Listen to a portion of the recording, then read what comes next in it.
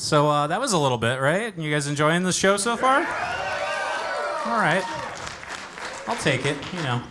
It's a lot to do what we do, and I know that we're from Jersey, but please don't hold that against us. I hope we do a Canadian band justice, even though we're from Jersey. But, so, yeah, we're celebrating 40 years of Power Windows. Holy crap. I was -19 when the album came out. Is that math right? -9? I don't know. But we have to reflect on the past, right? Power Windows, the reason why you guys are here, well, you might partly be here, is because of this album and its importance. And more importantly, this band. And the band wouldn't be a band, and we wouldn't be a band, and I don't think we'd be sitting in this room if it hadn't been for one person. She doesn't need an introduction, but I'm going to give it to her anyway. Our queen, our majesty, of all things. Please give a warm welcome to Miss Donna Halper.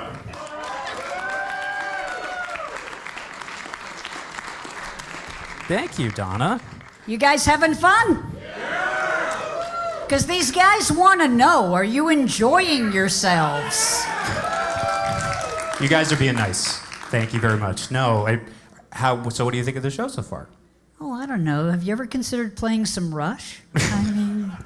You know, we've thought about playing a couple instruments. You know, maybe. You know, just... I'm more of a euphonium guy, so... But you know what? As I said when I introduced you, one of the great things about tribute bands is that they do it for love. And yeah, sure, everybody wants to make a buck. Of course they do. Who doesn't? But if you don't love doing this music, this is hard music to do, kids. This ain't like 3-chord rock and roll, you know? This is very intricate. It takes a lot of practice, okay? These guys, and I'm not just saying this, these guys work day and night to try to do right by Rush. And if you don't think Rush appreciates it, believe me, they do. Okay? Now, a lot of people have said to me, well, how do Rush feel about tribute bands? They're honored. They're flattered. Okay? They think, and again, I haven't talked with them about it in a long time, but when I did talk with them about it, they were like, it's amazing to us that people want to play our music. And... you know, not like falsely humble, but it's like, this is not easy music to play. And it's so much easier just like doing some other band. And yet, there are people who spend their lives paying tribute. And the guys appreciate it, believe me, they do. And as somebody who has a kind of long-term relationship with the band, I appreciate it. Okay? So thank you for being you, and thank you for being here. And you know what you can do that will make me very happy? Give me $50. No.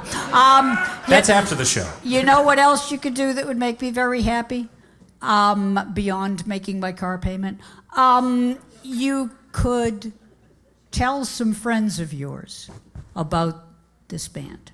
Because every new up-and-coming band needs people to spread the word by word of mouth. So if you've enjoyed yourself, tell some friends, okay? And that would be a wonderful thing, because these are just good guys, okay? I've known them only for 6 months, but in the 6 months that I've known them, no, but I'm serious, we keep in touch. And that's no BS, I'm not just saying that, okay? I could be home watching TV. But I'm not home watching TV. I'm here. And the reason I'm here, this guy.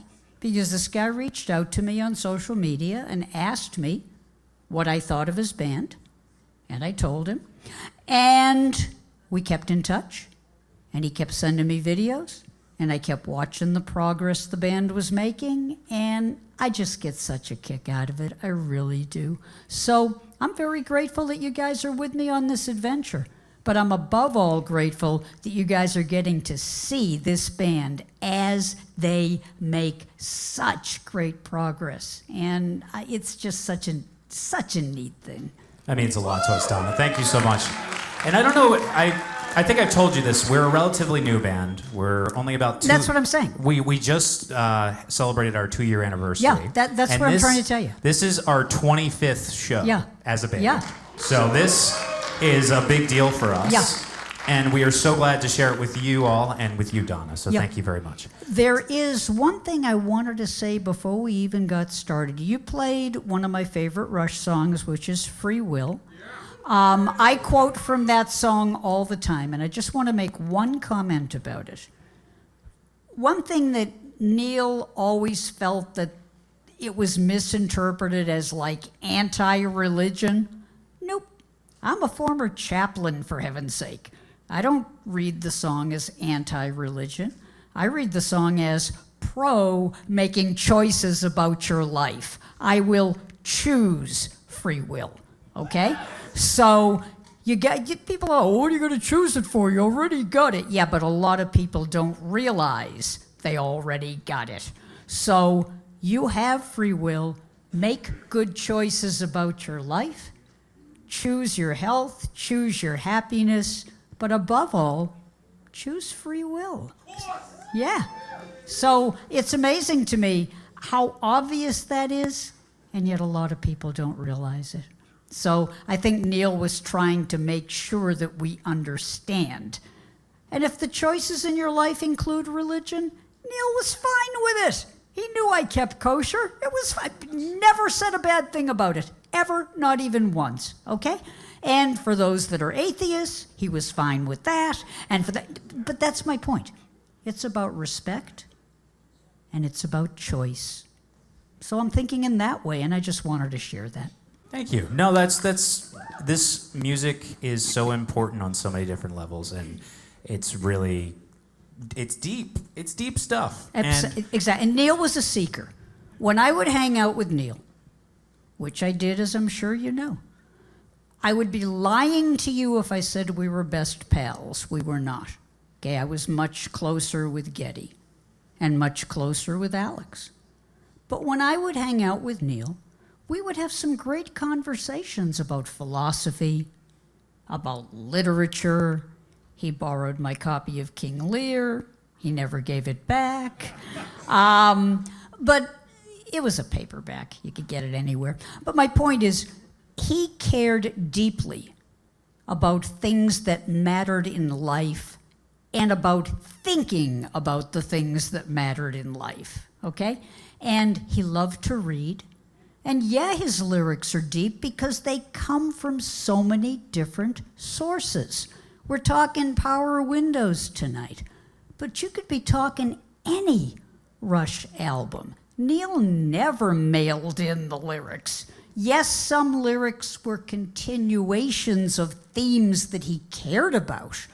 But again, the thing he cared about more than anything was seeking, finding new ways of looking at things. And that brings me, if I'm not anticipating one of your questions, Donna, do you ever shut up? No, they pay me by the word. But one of the things about each of their albums, including this one, is that there were themes about issues in society that bothered Neil, or that he thought about a lot. And he wanted to use his music to make you think about it too. And I always get a kick out of going online to different websites and seeing all of the people trying to interpret Rush lyrics. I was like, no, I know what it means. Yeah, we all know what it means. Because it means whatever you bring to it. Look at the lyrics, think about what Neil is trying to say. He may have passed, and yet he lives on in his lyrics, doesn't he? Absolutely. And speaking of Power Windows, so 1985, let's paint the picture, because yes. For those who didn't get to experience, I'm sorry. You were a gleam in your daddy's eye. Yeah. Yep. I don't even know if it was at that point they even thought about thinking about it, but... He said, someday, son, you'll be in a tribute band. And you're going to look like Billy Corgan and play in Rush. Yeah, That's it. That's right. So, back to 1985, music. So, on the top of the charts is Purple Rain, Born in the USA, Brother in Arms by Dire Straits. And then Rush comes out with Power Windows. Yep. How is that received? How is that interpreted by the music community and also the Rush community? Because it's very different, and it's embracing the sounds of that era, but also taking it in a new direction. But that's what Rush always did. The guys have said, and you can find the interviews online, so I'm not putting words in their mouths, but the guys have said that they wanted to do something a little bit different this time around. That's why they didn't record it in Canada. No offense to Canada, they love Canada. But they wanted to record somewhere else. So they went to England. They went to Montserrat. They got a different producer. They tried different things. Now, if you saw Beyond the Lighted Stage, you know some of what they tried didn't work. Sometimes they had to pull themselves back. But they tried. They were always trying something different. And in this one, to some degree, they wanted to try different instruments. To some degree, they wanted to try shorter songs, as opposed to like 12 minutes of this or that. Not that they didn't have anything to say that would fit 12 minutes. And not that they were trying to get a top 40 hit. They never were. But they did want to experiment with being more concise and yet being very layered musically, if I'm making any sense, okay? So the layers are still there. How is it received? Well, the fan base by this time, the 1980s, is a great time to be a Rush fan. Let's be honest, any time's a great time to be a Rush fan. But the 1980s in particular, through the 70s, people are still trying to figure Rush out. They're still like the third act on the bill, or maybe the second act on the bill. They're moving their way up. By the early 80s, they are an end unto themselves. You've got albums like Grace Under Pressure. You've got albums like Moving Pictures. You've got Power Windows. You've got records that have some very radio-friendly stuff on them. Because one of the things I used to hear all the time was like, I can't play this on the radio. Well, sure you could if you really wanted to. But I understand that radio is commercial, and they're looking for tunes that are radio-friendly. I get that. And some of the songs on those albums that I mentioned are very mass appeal without losing the basic thing that makes Rush, Rush, if I'm making any sense. They're still the same unique band we've come to know and love. But some of their songs are a little bit more accessible, such that I can say to somebody who isn't a fan, hey, have you heard, and they listen to it and they go, wow, that's Rush? And I think that was, to some degree, what they were hoping for. Not that they wanted to sell out, but they did want more people to be, in the family. And if you want more people to be in the family, you got to take some chances, and that's what they did. Absolutely, and it's one of the most daring albums, and even learning it, it was a time. But we love it, and Donna, thank you so much for giving your thoughts on the album and kind of music in that time period. And the lyrics, I'll just say one last thing, and then I'll let you get back to playing music. But the lyrics speak to the ambivalence that Neil felt. I mean, the big money, okay? Big money ain't got no soul. I mean, on the one hand, it was the big money that enabled them to tour all over the world and meet interesting people and do the stuff that they wanted to do. But on the other hand, it was the big money telling them, you have to have a hit single, you have to do this, you have to do that, and they wouldn't do it. They wouldn't do it. But that's my point. That tension was always there, and they had to navigate it.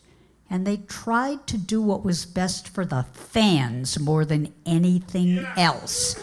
So yeah, the lyrics to Manhattan Project, to The Big Money, one of my favorites, Middletown Dreams, okay?